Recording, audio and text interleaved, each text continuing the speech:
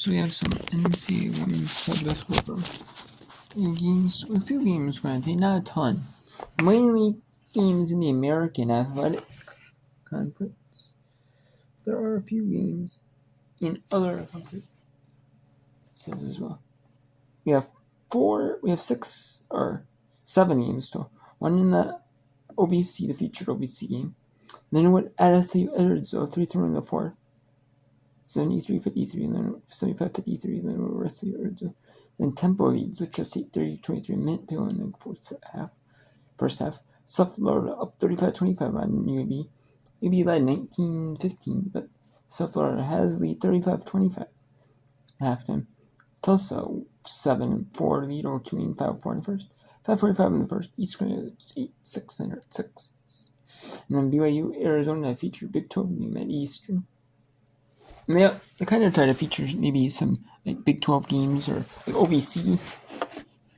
They're featuring one. The OVC is normally, maybe on like Wednesdays, Thursdays, some of these smaller conferences that play. Like Thursday especially, they play. They may get overlooked a little bit, So it's kind of nice to bring some feature attention. And I like that, like Big 12, brings some Big 12 matchup, a Big 12 matchup. And maybe a matchup that might not be as appreciated as much in Big 12. Not the ranked teams, but BYU Arizona. That's not a bad one, though. And then we have Oregon at USC. So, they're in the TV timeout until tuning Eastern Texas. So let's go to SAU Edwardsville. And we'll finish this one out here. They're 78-53 here. Temple has lead 32-23 at. And then Tulsa leads 8-10-7-6 and 8-10-8 East Carolina over North Texas. So let's go to SAU Edwardsville. Bryant has 3. She is 3 for 4 at the line. 57% on the season from the line as well.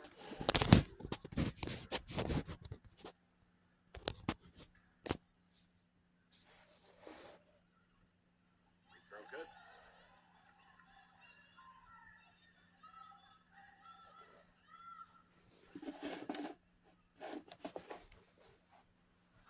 Second one no good, and Stemmons with the offensive rebound. Down low, Bryant right block, and she makes them pay. And by the way, Stemmons was calling for it in the right corner. She pointed at George and said, "Feed it down low." Exactly, Randy.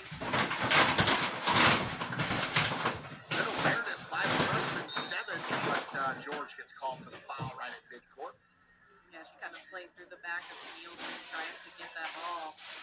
But yeah, Randy, how about the rebound by the freshman? Could you get out of George and direct George on their pass too? So Nielsen will shoot 2 for Lindenwood. They're up 22.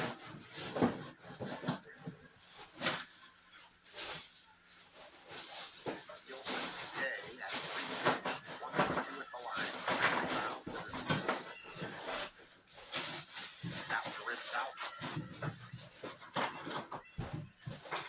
Stemmons, the 5'10 freshman from Columbia, Missouri. Getting some minutes here at the end of this game for the Cougars. And we've seen she's played a few minutes this year, and she provides a little electricity when she comes in.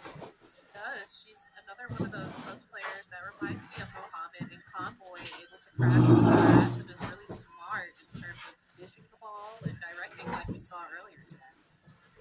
Jones to Nielsen. Nielsen left wing for number 8. That is Johanna Nikolic. First minutes for Nikolic. Scoff. Back to Nielsen. Shot clock at 5. McCarn. Good feed. Bounce pass to the driving Nielsen for 2. How about the pass by the Serbian Nikolic? Just a bounce pass behind her. That was just great action there by the Lions. 35 to go. Cobb to Galuza. to Stemmons. Back to Cobb. Cobb, cross court, George, open for three. Good! Kendall George from the left corner. It's a great shot there by Kendall George. She's another player that can really stretch the floor. She shot 40% from beyond the arc in her UT Martin days. Here's McCarn on the give and go and counted for Jones. Just a monster fourth quarter for Jones, and she keeps piling it on. It's 9 fourth quarter points now. And this just talks about the depth too of this Lindenwood team. If it's not Brueggemann, it's Coffey. If it's not Coffey, it's Jones. And man, this Lions team is so deep. And there's not many teams who can lose a player like Jackson Werner, one of the best players in the conference, to an injury, and they just go on without this.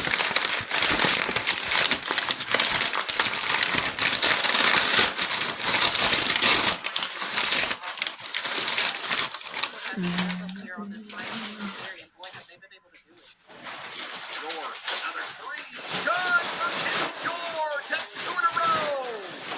Get her going. If not in today's matchup, maybe as the season goes on, right? Like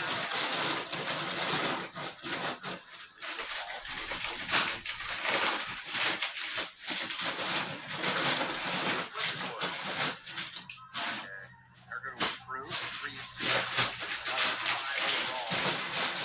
The Cougars will now drop their 4th string. Drop to 8 and 5 and 1 and 4 in the OVC after starting the season with a great win on the road in overtime. Jones backs it out. 15 seconds. Jones on 3 of this. Trying to get the rebound, but Stemmons did. Here comes Saray Stemmons. Lost the dribble. Back to George for 3. on fire to end this game. Kendall George, that's 3 threes now. That's good.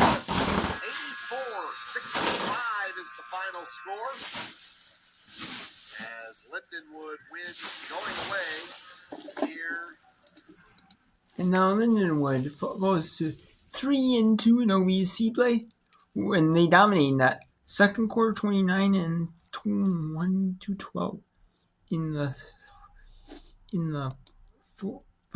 third to win 84-65. So now we go to the first quarter games. Tulsa, Tulane, East Carolina, Wichita, Texas. In American play, let's go to Tulsa, Oklahoma, at Tulane from Louisiana. The New Orleans area.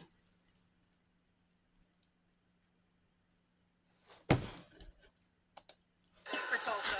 It's been a cool experience. Angie Nelp was telling us. This Cartwright misses everything. That's a rare bad miss from her from 3. She was saying, we've got a lot of plays and sets that are named after different things from their cultures. As Kimson is fouled on the floor, see the reach-in goes on Tulsa. It'll be their second team foul, and it goes on Cartwright, who gets whistled for her first. So we got 7 international players in this Tulsa roster, and part of what Angie Nelp was telling us is, it's such a unique dynamic, but all of the players have been so willing to adapt and learn, and a lot of them arrived not even speaking great English. There's a look at everybody. We've already talked about Jay Gaudet in the starting lineup. Riddick is a Canadian, one of a couple of Canadians in the roster with Jay Gaudet. Layla J. Cameron from Australia. They go all over the globe with who they've got. We've talked about Toman, but it's pretty cool the way that they've done this. Angie Nelp had coached 2 international players in her first 4 years. How about 7 this year? When you learn English in different countries, you learn it differently. So shout out to this team for being able to learn to communicate. I think basketball is a sweet game of body language, so you learn each other in different ways when it comes to communicating. Brown faces up and connects again. She is on a heater. 3 of 3 to start, and Tulane grabs the lead. You gotta love her shine in conference play. She's just coming out and showing out for Tulane. Fisher downhill, blocked by Dylan Hanna. That's what she does. Comes in ranked number 3 in the American in blocks. Mays takes contact. She'll go to the free throw line. So 1:33 to go in this first quarter. And Tulane will take its first free throw attempts. This is a team that has not taken a ton of free throws down the season. You know, that's really great offense, taking it downhill by CC Mays. And, you know, that's a big transformation from going on a scoring drought of 4 minutes to making 5 of their 6 last field goals. So this is a really great testament to what Tulane's doing on both ends of the floor, defense to offense right now. Mays to the line. And she drills the first. Thompson shooting it at 69% on the season. A Tulane team that's at only 66%, which is the third worst mark in the American. But, Tim, the fourth quarter against Wichita State, 9 for 10. That was a huge reason they won that game on the road. That was an incredible stat line to see for that game. They went 6 for 12 in the first 3 quarters, comparatively. And meanwhile, Dylan Hanna doing what she does, just keeping extra possessions alive for Tulane, and she gets them a fresh 20 off the missed free throw. It's amazing, even when she doesn't actually grab the offensive rebound or block a shot, always impacting plays. That's what we talk about when it comes to her style of play. She always knows how to make a difference on the floor. And you may not see it on the stat sheet either. Jay Gaudet for Peavy, whose cousin Micah has a big game tonight. He plays for the Pelicans. They've got the Lakers in town. LeBron James and Luka Doncic are at the Smoothie King Center tonight. There's a turnover. It's really cool to see some of these athletes come in and play. At least the women's basketball players and their brothers are playing for the Pelicans. You had Jillian Hayes from Cincinnati, Couple whose years ago, brother yeah. played, Jackson Hayes, and now you have, you know, Micah, who's playing for the Pelicans. Gibson down low, Hanna for 2. A beautiful pass and finish. Tulane's now assisted on 5 of their first 7 shots made. This is when they play really well, when they share the ball and take their time offensively. We're calling those B-Day dimes, by the way, for Gibson. I love it. Two of them already. This is Layla J. Cameron, the Australian, and now Peavy cut off on the baseline. Taking down a 5 on the timer. It's a 3 ball for Cameron. She put it in through an impossible angle. That might have gotten a piece of the backboard as well. That was an impossible angle and an impossible pass out of that. That was beautiful offensive way to stay in the play and stay focused for this Tulsa team. Only her 5th made 3 of the year on 17 tries. 5 seconds left in the quarter. Mays has to go. You see the clock with 3 and with 2. Got to put it up, and they don't get a shot off. And that's not going to make Ashley Langford happy to close the quarter. But Tulane will. Air ball on that attempt. Ahead for Andy Schisler. Her lay-in attempt is good with the foul. And one opportunity for the junior out of Colorado. Had just 2 points in that loss to South Florida. Has a chance for 3 here. Yeah, nice job.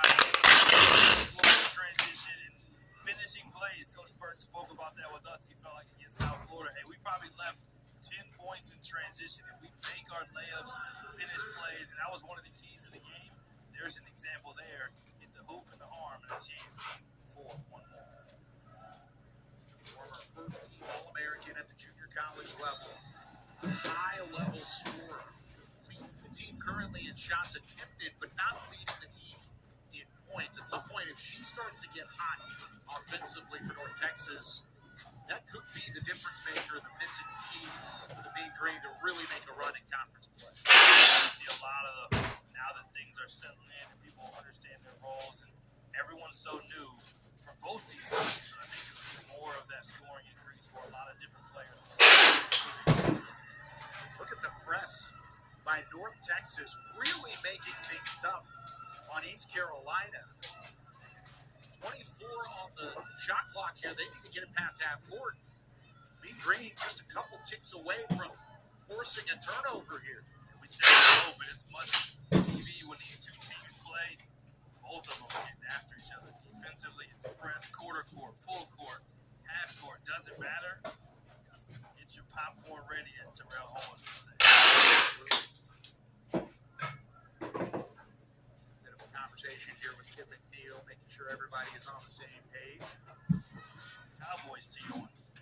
That's the right Owens. former Hall of Fame wide receiver just down the road. They don't pick a baseball cap to name and production in the NFL like they do in the MLB. I think you would probably choose San Francisco. San Francisco or Philadelphia. Here's the baseball pass. Wide open. That's broken coverage. Speaking about Terrell Owens, Fauntleroy was behind the defense and lays it in. Yeah, beautiful design play, even better execution. This pass, big time finish. East Carolina trailing by 1 or 2 for the final possession. Proctor fouled on the jumper off the elbow. And Proctor hasn't gotten going with field goals yet, but getting to the free throw line is a smart play. That was a design play to get her off of a curl. They know she's really good in the mid range, so they want to put her in position to play in her sweet spot. That time she draws the foul attempt. Proctor on the side, 63% from a free throw standpoint. Not as high of a percentage as you would think from a high-level scorer at all 3 levels. More in the 80s, the way that she shoots from the field. Yeah, I think a lot of the familiarity, a lot of the players in conference stats versus their conference only stats will start to look a lot more like who they are. Pomeroy at the end of the break will not get a shot off. And it's a 2-point North Texas advantage at the end of 1 at the Super Minute. Yeah, what a good first quarter, 19-17. Right here you see the transition basket.